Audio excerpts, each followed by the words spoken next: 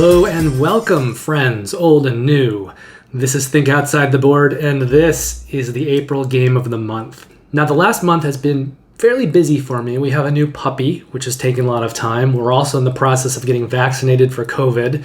And there's been some days following shots where both my fiance and I haven't been feeling that well. So that means I've had less games get played in the last month and less heavier games, which are generally my kind of games. So this month, you're going to see an emphasis on some lighter games at this channel. Now, Lost Ruins of Arnak is the game of the month. I would call it a medium light game, but technically, according to Board Game Geek, it's a medium heavy game. Now, one of the games that I'm going to talk about shortly is heavier than this, but the other two games are lighter, less complex. And that's going to start with the non-new game of the month. So that means the game I'm about to talk about is a game that was released more than 6 months ago. Lost Ruins of Arnak here is going to squeak by as the new game of the month because when I played it in April, it was exactly 6 months old. So by my standards for what counts as a new game, it just got in under the wire. The non-new game of the month, though, is going to be a medium light game, and that is Horrified. Now, Horrified is designed and had the art done by Prospero Hall, and he is an up-and-coming game designer. He has a lot of his games at Target, some Target exclusives, and he's sort of turning the Target model on its ear, I think. He's made Jaws and Pan Am. Both have done really, really well, and Horrified. Horrified, I think, was also a Target exclusive in the beginning. And all three of these games are solid games. He also did Bob Ross, The Art of Chill. I think that was his first game. And again, that was a Target exclusive and a lighter game. I actually do own that game. And many people will know him for designing Disney's Villainous. And that is not a Target exclusive. But I think it's not a bad thing for our hobby that we have a designer who's a good designer that's sort of courting these medium light and lighter games and doing really well with them and making good games. So Horrified is killing a game from my collection, which is Forbidden Island. This will now be the game that I play with gamers who are playing co-ops for the first time. This is a great cooperative introduction game. So is Forbidden Island. I think this is better. I like the theme. There's a horror theme on Horrified. You're trying to neutralize and then kill some of the universal monsters. So you've got Dracula in the game, Frankenstein and the Bride of Frankenstein, the creature from the Black Lagoon, the Invisible Man, the Wolfman. And this is a game that is all about tokens. So there are going to be these tokens that are spread all over the map of the game. And here, let me put this here so you can get a better look at, hold it there. You can get a better look at the map of the game. But you're going to have these different locations on the board, and your characters will come out on various locations depending who they are. So will the monsters. I think 2 for the easy game, and then 4 for the difficult game, and 3 for the medium game. And each character has their own variable player power. So they'll get some kind of little bonus that they can use as an additional power. And essentially what you're going to do is you're going to be walking around this board on your turn, picking up the tokens. You want to have a good supply of tokens. That's the most important part of the game. And then these non-player characters will come out. Usually they have connections to the monsters, some of them, like Renfield is in the game. And they're just villagers. There's also kind of less known villagers. And the monsters can kill and attack the villagers. It's up to you to prevent that from happening and escort them to the location on the board where they want to go. When you do that, generally you'll get a bonus card, which will give you some kind of one-time ability. And you're walking around the board, you're picking up tokens, and each monster in the game will have a different way that you need to neutralize them. So for instance, with Frankenstein and the Bride of Frankenstein, because the bride will be in the game whenever Frankenstein is in the game, you need to go to their locations and spend a certain number of colored tokens for each of them. So it's one color for Frankenstein, it's another color for the bride. And when you do that thematically, you're reprogramming them to become more empathetic. And then once you've reprogrammed each of them, if you get them onto the same space in the board, they will, I guess, fall in love and they'll be eliminated from the game. each one works a little differently. With Dracula, there are 4 different places on the board that will house his coffins. And so you need to go to each of those locations and spend a certain number of tokens, destroy the coffin there. And once all 4 coffins are destroyed, then you can go to Dracula's location, wherever he happens to be on the board, and spend a certain number of specific colored tokens, and you'll be able to kill him. And the idea there thematically is that he doesn't have his coffins to retreat to, so he can't switch into bat form and fly away and go retreat into a coffin until the next evening. And each monster works a little differently. I think the variability between how you destroy the monsters is great. But it's not so overly complicated that you're scratching your head, right, for each monster. Like, they're following this general formula, which is that you're picking up tokens, you're going to a location, you're spending them in some way to activate some kind of cool little variable mechanic that will weaken the monster, and then later you're going to kill them. And there is a terror track on the top of the board. If things go bad, like if a villager gets attacked by a monster, or if a player gets attacked by a monster a certain number of times and doesn't have tokens to throw away to prevent those hits, every time something like that happens, the terror track will go up 1 space. And if it ever reaches the maximum spot, 7, that's it. Everybody dies, the game is over. Otherwise, you're trying to neutralize and then kill each monster, and if you succeed in doing that, then you win the game. All the players win the game together. And I just think it's a really fun game. I like the theme of the monsters, and I think the picking up and the using of the tokens works really well. Now, it's not rocket science. It's not a brain-burnery game. It's not going to be very difficult to learn or difficult to teach. And in the case of this game, I think it's a really good thing. It's just a very fun, light, easy-to-teach game that is full of theme, and it's just a lot of fun to play. And because it's so light and easy, you can teach it to anybody. I think even little children can play it as long as they're old enough not to be frightened by the game. I think that's going to be a child-by-child case, so know your children, I guess. But I find Horrified to be just a very fun, engaging, thematic, cooperative game that I would never turn down. I'm always going to have fun playing this. I think games will probably run about a half an hour to an hour, depending on the player count and the people playing the game. But it's a short game. It's quick to play. You can play it with anybody as long as they're not so young that they're threatened by the theme or the monsters, or the type of gamer that sort of demands a complex game and can't find any fun in this. And if that's the case, then shame on them. But I would call this a light game. Board Game Geek calls it a medium light game. I guess there can be crunchy things that happen occasionally, depending on what you're trying to do and the tokens that you have and the variable player powers. There can be a little bit of complexity there. And if you want to make it harder, just throw in more monsters. It's going to be more difficult for every extra monster you have in the game. The most difficult level is 4 monsters. I think I've beaten 3 playing solo, and when you play solo, you already start out on the 3rd spot of the terror track, so it can only advance 4 times before the game will be ended. In my solo game, I think it advanced once. And it also only advanced once when I was playing a 2-player game with my fiance, but in that case, it was a 2-player game, so we started at 0 on the terror track. But I haven't tried it with 4 monsters, and I think if you were to go off board, off book, and throw in all the monsters, that feels impossible. I think no matter how hard you want a game to be, you probably could make this game Ghost Stories level complex if you threw in all the monsters. Now, that's not the way the game is supposed to be played. I don't think anybody would really enjoy it like that, but you can make it crunchier if you want to. I really enjoy Horrified. It's just a great little light game. As I said, this is now going to be my go-to game for teaching people, non-gamers, and probably children, cooperative games. It is a joy to play. It's fun.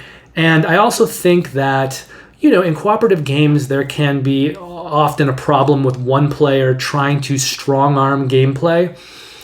They call that alpha gaming. And nobody likes that when one player just kind of wants to take over and make all the decisions and bully people into doing what they want them to do. I find for me personally, I think that's hard to do in Horrified. Not because the game has ways to prevent it, just because it feels so collaborative and fun. It feels like the kind of game that you want to be collaboratively playing to kill the monsters together. I think Forbidden Island has been kicked off the island. So Horrified is the non-new game of the month. Moving on to Reprint. Now this is going to be the lightest game you're going to see here today. This, I believe, is a 1.87 on Board Game Geek, so that is definitively a light game. And this does qualify as a reprint because it's technically the second edition. I've never actually played the first edition, so I don't know what changed. Except for I've never played the original, so I don't really know everything that changed. I know the chunky little plastic pieces you're playing with, those change colors. I'm not sure why. I don't know if the original colors maybe didn't work that well together, or there was some confusion with them. Maybe for colorblind people, some of the colors were too close, or maybe it was just too close to some of the other art in the game. I will say that all the plastic pieces are differently shaped, so if color blindness is an issue, it shouldn't be an issue in this game. You can just navigate the pieces by shape. But this is a super simple, easy to play game, and despite that, it has some really good choices. And the reason why is that players on their turn are either taking a card or playing a card. That's it. Now, if you play a card, two things are going to happen. One, you are going to collect the two plastic pieces on the card. Sometimes it's the same piece, sometimes there's two different pieces, but you're going to collect those two pieces, and then you're going to place them on your player board. And then after you've done that, you're going to score based on the scoring situation on the bottom half of the card. Sometimes taking those plastic pieces can kind of screw up your scoring because you do have to place them, which means that the decision-making process in this game, or how this game gets its complexity, which I actually think can be beyond the light complexity that the game is that in your own mind, you are sort of creating a conveyor belt of cards. And you're going to need to place out those plastic pieces to set up the scoring situations on the bottom of the cards. So maybe you're going to have a card that's going to score, for a certain number of the magenta tiles on your player board, and you have several cards that are going to give you those magenta tiles. So you're going to put the card that scores those magenta tiles further down in your card order. And that's going to be the central puzzle of the game. How can you arrange these cards to best put out those tiles and score those tiles, and then create kind of a chain situation? It may mean that there are times where all you're doing is placing those two plastic pieces, and you may not be able to score anything on that card, but you may be putting those pieces out to set up a scoring situation later that's going to be really good and score you a lot of points. So it is simple. The choices that you are making are simple. Play a card or take a card. That's it. And everybody is dealing with their own little player board. So there is no main board. There is just the cards you're taking and the plastic pieces you're taking from the supply and then putting on your player board. So it is a little bit of a heads down solitaire type of game. But I think those choices with how you are planning out those cards for scoring has a lot of player agency. I think there are a lot of good decisions in that. And I think you can make that game more complex in your own mind as you're kind of thinking things out. But there's nothing that should ever stop anyone. It's just very simple. Take a card or play a card. So Reef for me is one of the very best light games that I own. And one of the games, it's not a two-player game. You can play it with 2 to 4, but it plays really well with 2 players. And I think this is a game that will stay in my collection probably even longer than Azul, which I compare this game to a lot because they both have these chunky tiles that you're placing. Now in Azul, it's all about the drafting of those tiles, because if you draft the tiles improperly, I guess is the word to use, if you draft them in a way that you're not paying attention, you could get stuck near the end of the round having to take a whole lot of tiles that will give you negative points. There's not a situation like that in Reef. You're not doing a drafting thing. You're not really worried about other players. You're just heads down on your own board, taking some tiles from the supply and placing them out. And the decision process in that is just, again, how you score those cards. Another game I might compare it to is Garinto. Again, big, chunky plastic pieces that you're placing on your own player board. With Grinto, though, you're taking them from a central board, and you're taking them in a fashion that affects the rest of the board. So there is interplay between players in that sense. The problem with Grinto, though, is that when you collect the tiles, you're stacking them together. And then in the future, if you want to play the game, the next time you play it, you're going to need to take all of those tiles apart. It's not a big deal, but for a very simple tile-laying game with these, big chunky tiles, it could be a little prohibitive. It will take you probably a third amount of the time to pull those tiles apart and get them back in the bag loose as it does to play the entire game. So that is not a situation you have to deal with Azul or Reef, which in my mind elevates both of those games above Grinto because it's just easier and quicker to get them to the table. And then I think I prefer Reef over Azul because of that kind of ongoing decision-making process in your mind of how am I going to set these cards up and score them. With Azul, I feel the more I play it, it feels very samey. You're kind of doing the same thing each game. Reef, that's true as well in a way, but it feels differently because you're getting those cards, and the way the cards kind of can chain off each other will be different every game. So Reef just feels a little fresher and more variable to me the more I play it. So out of all of those 3 games, it's my favorite. And because it is a second edition and technically a reprint, it is the reprint game of the month. For anyone who likes light games, I highly recommend Reef. If you haven't played it, go out, play it. I think it's great as a blind buy. I wouldn't hesitate, to blind buy it. But if you don't want to do that, at least go out and give it a play. I think it's fantastic. And I think really it's a game that anyone should enjoy.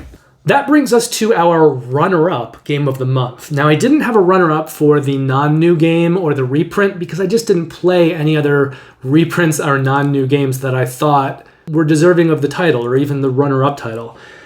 However, I did have several games for Game of the Month, so not only do I have a runner-up, I had a little bit of a difficult time choosing what the runner-up would be. But it is going to be Venice. Now, Venice is a game that's not without its problems, and I talked about that in my first impressions video, and if you want to hear more about Venice, you can go and watch that video. But the things that are problematic in Venice, I'm just going to mention first. There are boats that players move around the game board. You're playing literally in the canals of Venice. So you are a gondolier, and you have 2 boats, and every turn you switch your gondolier from one boat to the other boat, unless you pay that round to keep him in the boat he's in. The boats in the game are very tipsy. Normally that wouldn't be a big deal, but when you're having to move the gondolier every turn to a different boat, it's not uncommon that that boat is going to tip over maybe twice a turn as you're trying to get him situated in the boat and then as you're trying to move the boat. So that's one kind of little annoying thing. The other annoying thing about the boats is that they're supposed to hold resource cubes, up to 5 cubes, and there is a perfect slot in the bottom of the boats for those research cubes. The problem is there are also these kind of raised striations which could have been aligned in the boat to separate the cubes, but instead have been placed kind of where you place the cubes. So they're almost lifting the cubes up a tiny bit above the floor. The problem is when you're placing the cubes in the boats, those striation lines want to, sort of push the cubes around. It makes it hard to get them placed in well. When you only have a couple of cubes in the boat, it's not a big deal at all. But if you're trying to get 4 or 5 cubes in the boat, it ends up being very fiddly. They kind of stick. It's hard to get them positioned. And then while you're doing that, the boats are probably going to flip over a couple more times. So it's a stupid, annoying, fiddly thing that shouldn't be a problem, but it does become an ongoing problem, which can become distracting from the game. And there's one more thing, which there are building tiles that get randomly placed out all over the board. And you're going to be going to these different locations constantly throughout the game. Especially if you're playing a 2-player game, players will take turns controlling these AI boats. And the AI boats on every turn will be going to a specific building. The problem here is that the tiles are square tiles, and the locations are printed on the top of the tile. But the mechanic of the game, one of the central mechanics of Venice, is to have assistants placed on all of these tiles.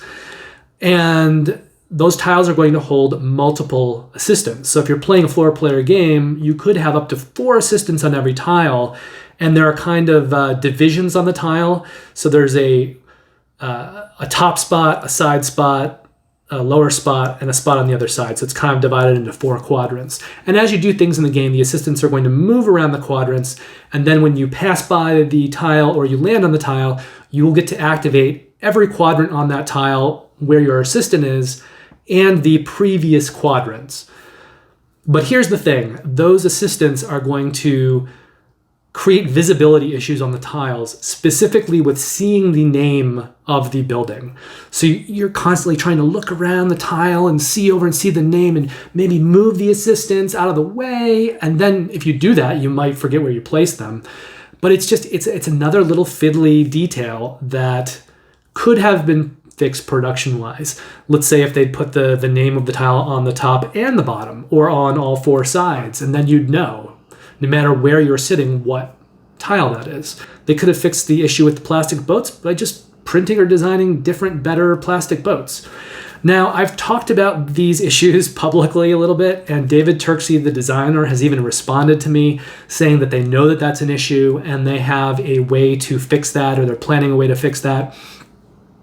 I don't know when that's happening or how that's going to be implemented, but I like and admire David Turksey a lot. He's a great designer, and so I will take him at his word, and I will at the very least hold on to Venice for a while and hope that those issues get fixed.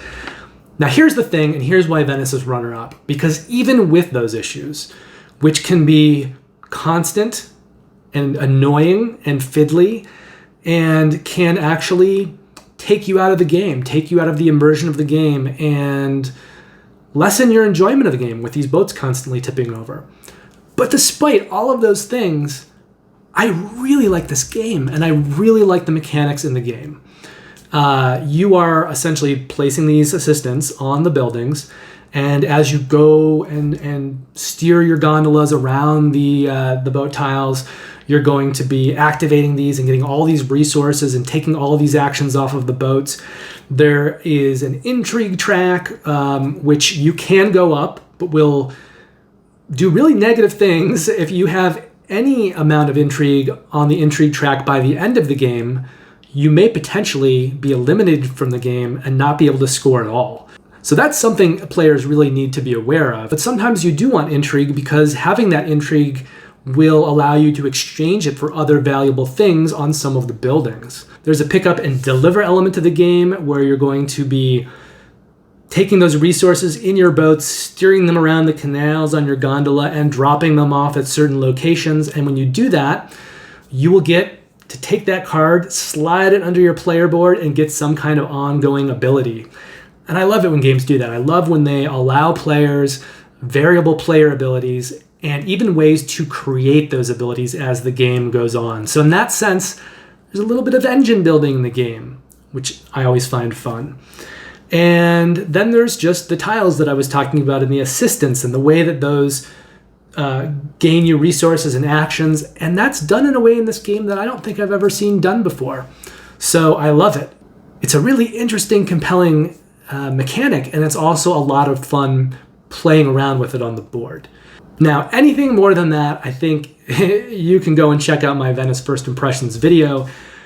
But I really do like the game. I like the mechanics of it. I like the way it plays. I think the art is fantastic.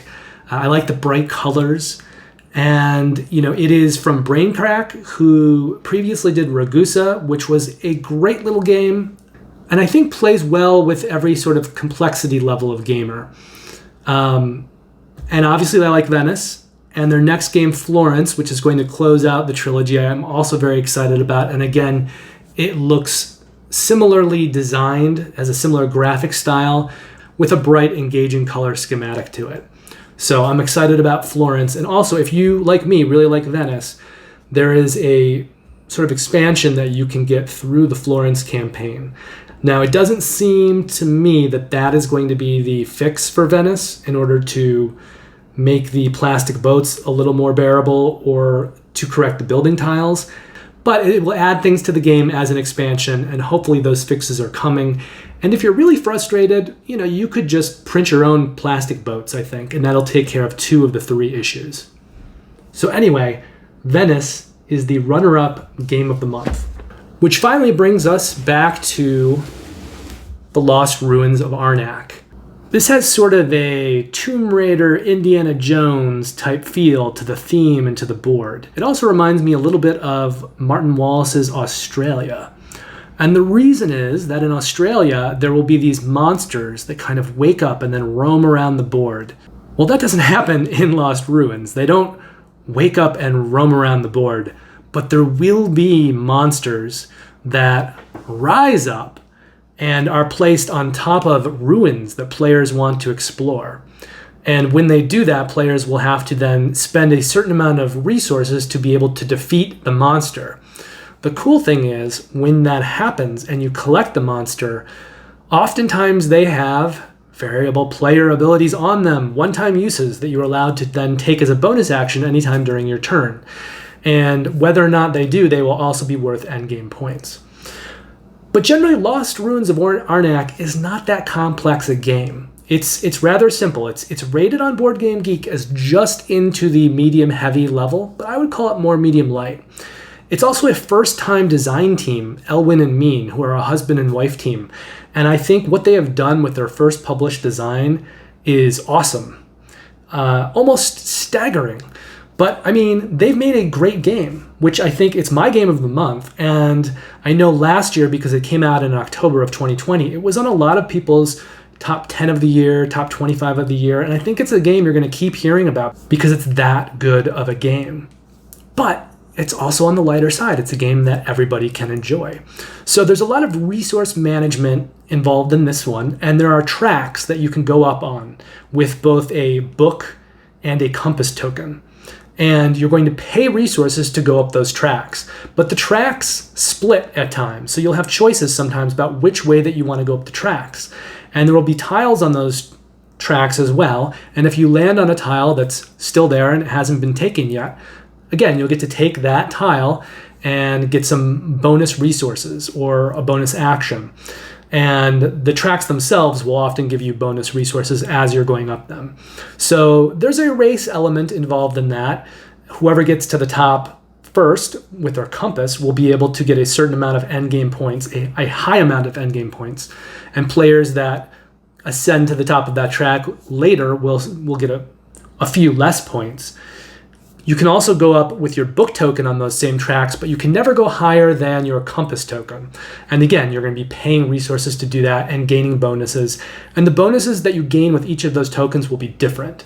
So with the book token, the one that has to go up less high, that will often get you these little assistants, and then you can plug those into your player board. And again, they will give you sort of bonus actions that you can do every round. Now, apart from that, you're going to be using worker placement actions on the board. You're going to be gaining resources, you're going to be exploring ruins, maybe fighting monsters at ruins, and between kind of all those things on the board, there's just a very nice mix of mechanics. In the 2-player game, you actually put out some tiles that are going to lock out certain worker placement actions. In 3 and 4-player, you won't need those because you will be locking out players from locations just by taking those locations. But there's nothing in this game that's overly complicated. It is just sort of 4 or 5 mechanisms and the ability of the player to, based on their hand of cards, the layout of the board, and what they want to do and what other players are doing, just choosing between those mechanisms at the time and trying to do what's going to be most advantageous for them and to score the most points. But this is a game that probably plays, I think you can play this in 30 minutes with 2 players. Even though it feels like a meaty game, it feels like a Euro, and there are good decisions. It's a fast game, and the decisions don't really get overly complicated. So I think a 2-player game, you could play this in half an hour, and a 4-player game, if nobody's prone to severe analysis paralysis and people are actually paying attention and don't have their heads buried in their phones, I think you could play 4 players in an hour. And it is a good enough game that I would be fine playing this 3 times in a row. It's fun. It's also for a retail game because this is a retail game. It didn't go through Kickstarter or crowdfunding of any kind. But it's got some really nice tactile pieces. It's got these little tablet pieces that are plastic and have etchings in them. And I mean, the etchings are not printed. They're literally kind of like, it's the formation of the piece. So you can feel it when you hold it. There are some crystals, that are a nice plastic piece. The components are nice. They're tactile. They feel good. It is definitely a higher component level than the kind of cardboard everything that we often see in retail games, or at least retail games from 5 to 10 years ago. It's got nice components. The cardboard in the game for the assistant tiles and the monster tiles and the ruin tiles, they're very thick, well produced, just chunky. They are made with quality. So this is a game, like a lot of games that I've been talking about today, that I think should be able to appeal to most complexity levels of gamer. Like, I don't think it's going to be so complicated that lighter gamers can't handle it. And at the same time, I think it gives you enough good decisions to make, enough choices, that even gamers that prefer heavier games will still have something to think about and concentrate on with Arnak. And so I think they'll still enjoy the game in general.